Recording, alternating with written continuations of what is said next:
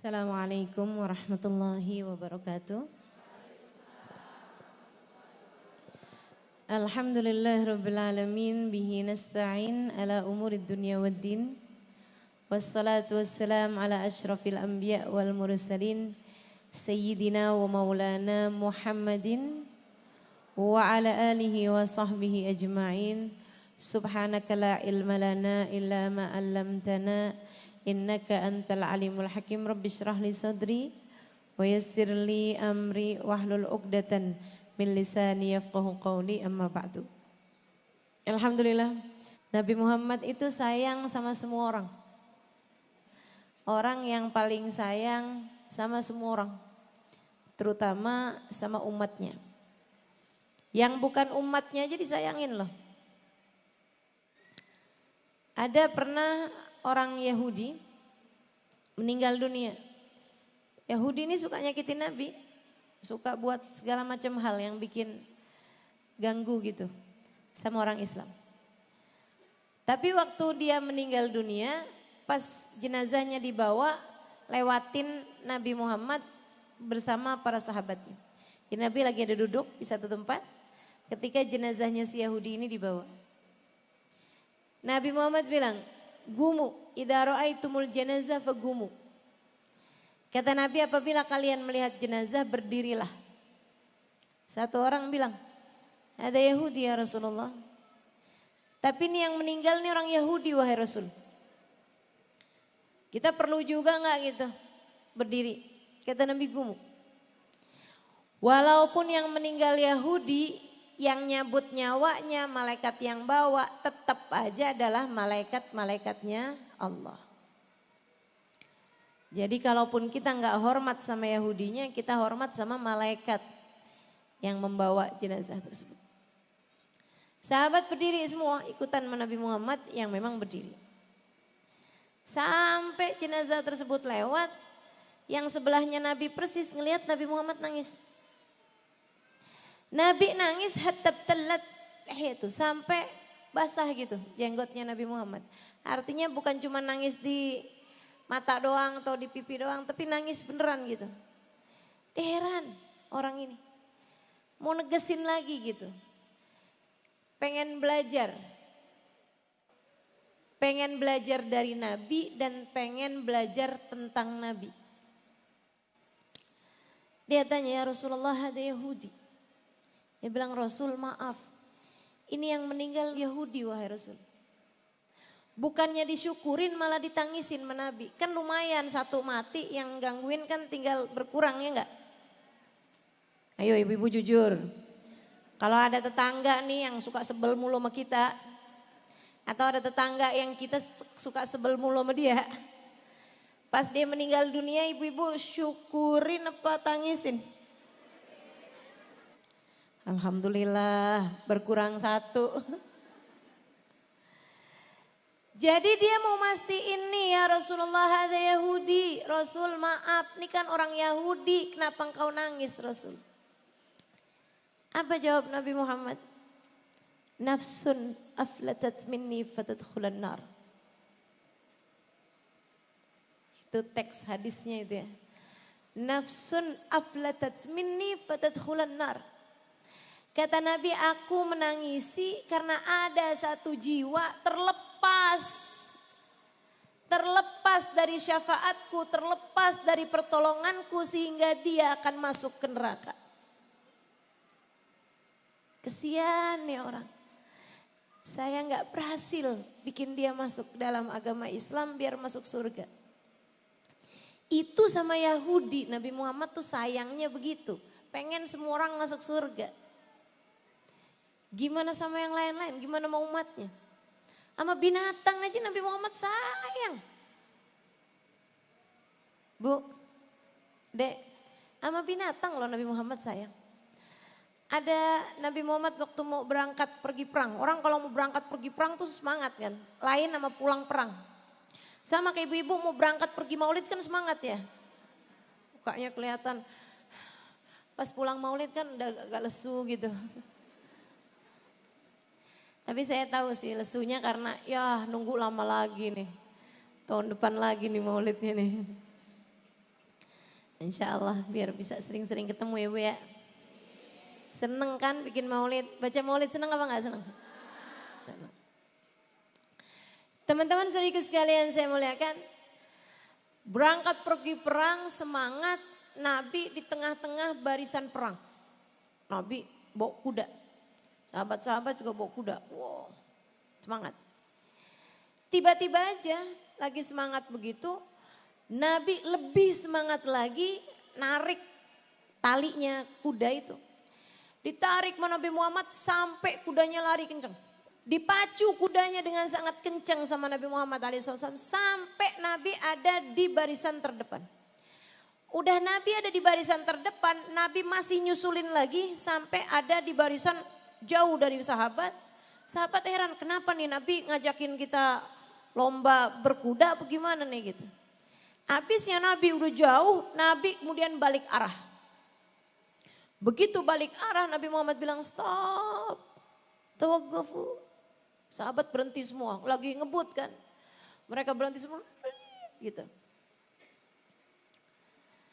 Sebentar kata Nabi Muhammad.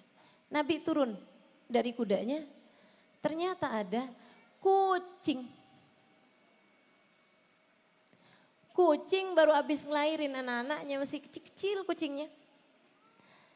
Sama Nabi Muhammad SAW, tunggu ya bentar ya kata Nabi. Diambil. Kucing yang besarnya itu jalan, takutan kan dia, ada suara hiruk pikuk kuda, dia mimpi. Yang sisa anak-anaknya kucing-kucing. Sama Nabi Muhammad diambilin satu. Dipinggirin ke samping. Habis Nabi Muhammad bilang, ayo jalan sekarang. Pelan-pelan jalannya. Sahabat-sahabatku jalan pelan-pelan. Sehingga kalian tidak mengganggu ibu kucing dan anak-anaknya. Itu sama kucing. Nabi Muhammad tuh sayang sama semua orang.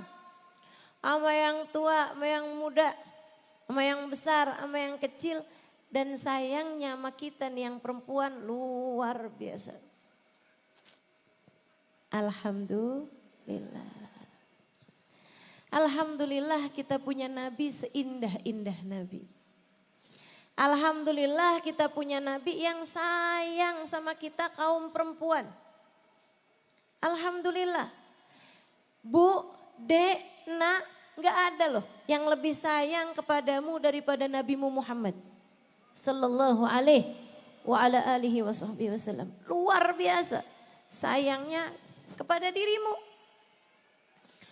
Dulu tuh Islam, awal sebelum Islam datang, itu orang biasa membunuhi anak-anak perempuan kalau lahir. Islam datang memuliakan perempuan. Syariat haram membunuh bayi-bayi perempuan hidup-hidup. Itu salah satu syariat pertama. Sebelum diharamkan minuman keras, sebelum diwajibkan sholat, sebelum diwajibkan nutup aurat, sebelum diwajibkan puasa, zakat segala macam, Allah wajibkan dulu untuk memuliakan perempuan dan tidak diperkenankan membunuh perempuan hidup-hidup. Dulu tuh orang macam-macam cara bunuh anak perempuan. Ada yang ditungguin sampai umur setahun gitu. 2 tahun gitu. Ada juga yang baru lahir nih udah dibikinin lobang. Jadi waktu lahir itu bidannya itu juga selain siap-siap nerima tuh bayi, udah dipesenin sama bapaknya. Bikinin lobang sampingnya. Kalau lahir dilihat laki apa perempuan. Kalau laki-laki selamatin, kalau perempuan putusin tali pusarnya sekalian kuburin aja. Sebelum ibunya sempat melihatnya. Kayak gitu. Nabi Muhammad sayangnya sama kita kaum perempuan luar biasa. Nabi sama Allah dikasih anaknya perempuan semua. Tiap lahir laki enggak lama umurnya meninggal. Ada lahir Qasim meninggal. Pas udahan Islam ada lahir, Islam udah datang tuh, Abdullah meninggal juga. Terus ada lahir lagi dari budak, ini udah zaman Madinah. Dari Maria Al-Qibtiyah namanya Ibrahim, meninggal juga. Gak ada yang nyampe umur 2 tahun. Putra-putra Nabi Muhammad SAW meninggal. Tapi Allah kasih kepada Nabi Muhammad putri-putri. Perempuan-perempuan. Umurnya alhamdulillah panjang-panjang sampai menikah, sampai dapetin Islam.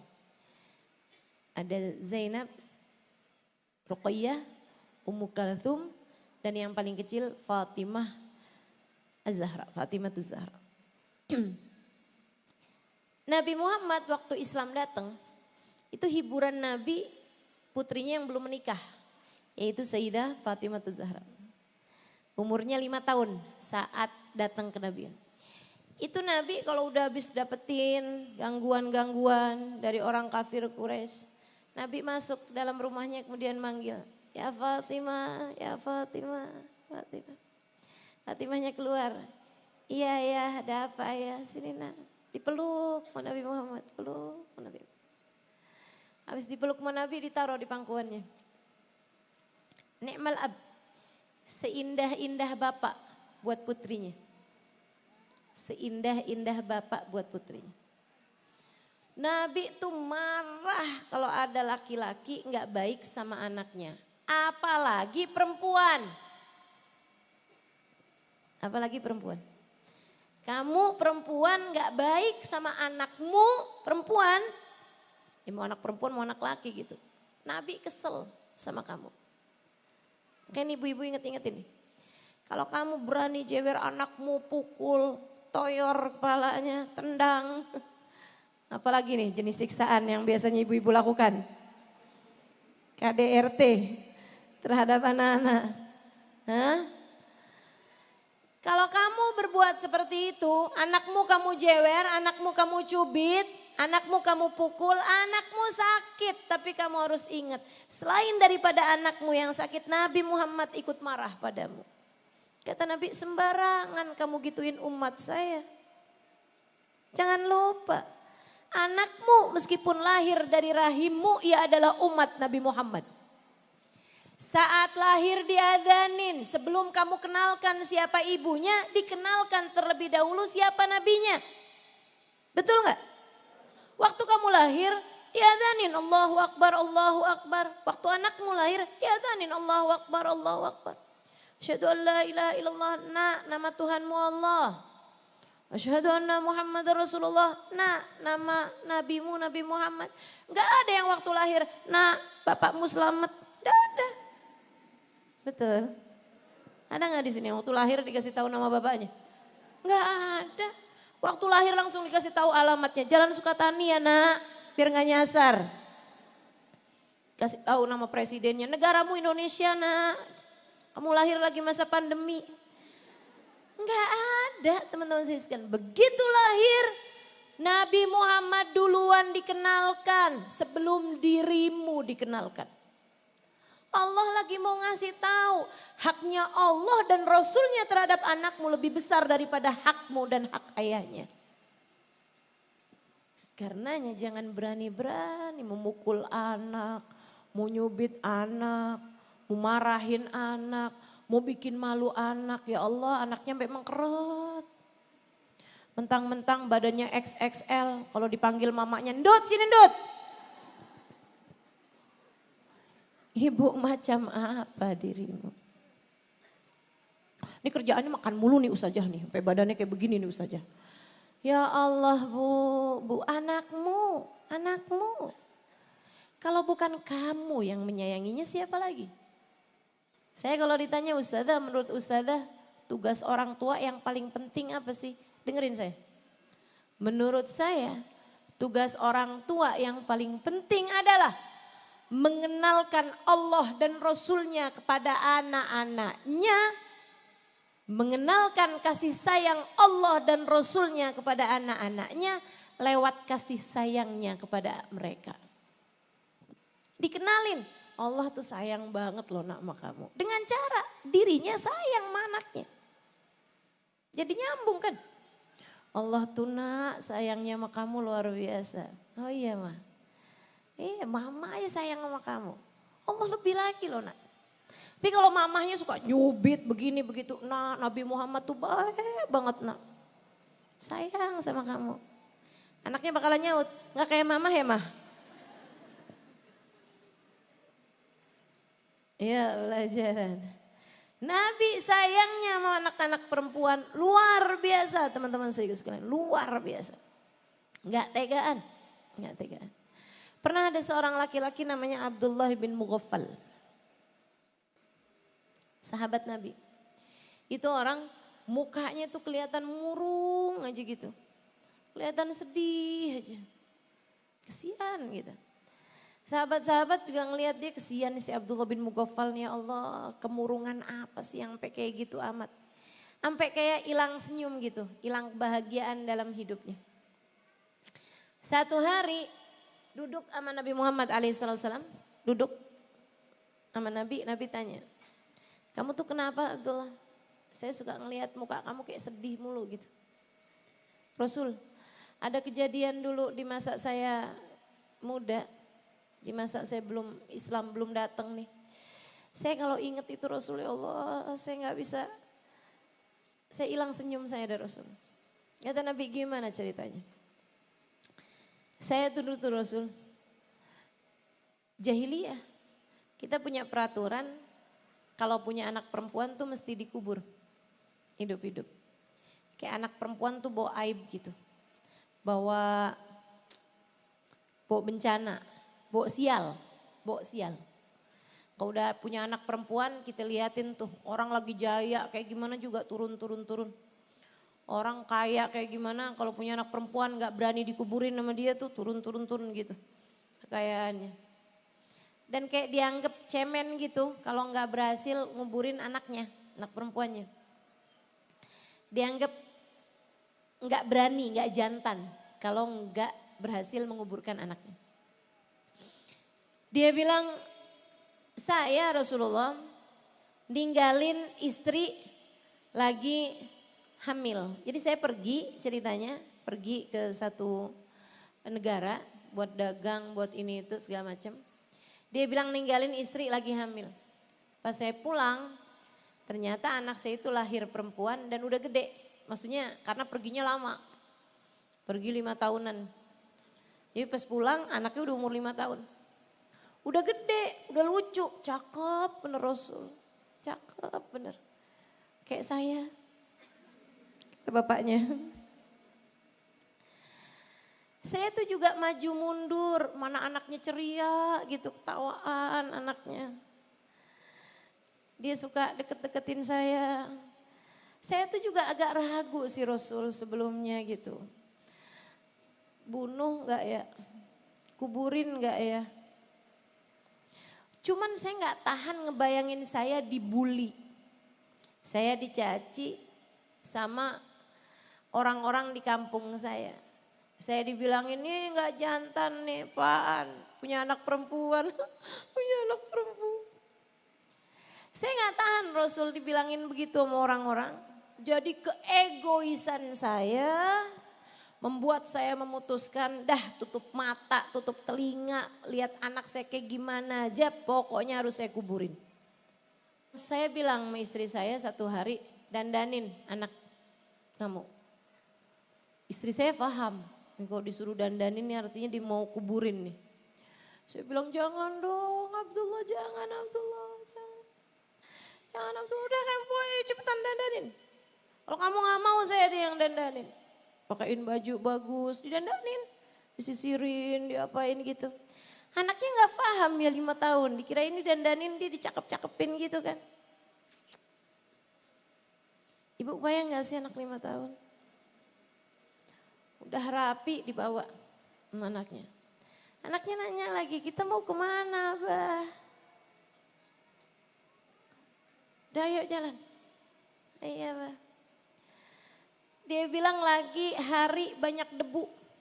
Kami berhenti di pinggir jalan sebelum nyampe ke bukit tempat orang-orang memang biasa nguburin anaknya di sana. Ada sumur di sana gitu. Ada tempat yang memang biasa orang-orang rame nguburin anak-anaknya di situ. Dia bilang saya berhenti, anak saya bilang, Mbak sebentar bah, dibersihin muka saya ada debunya bah, ada tanahnya.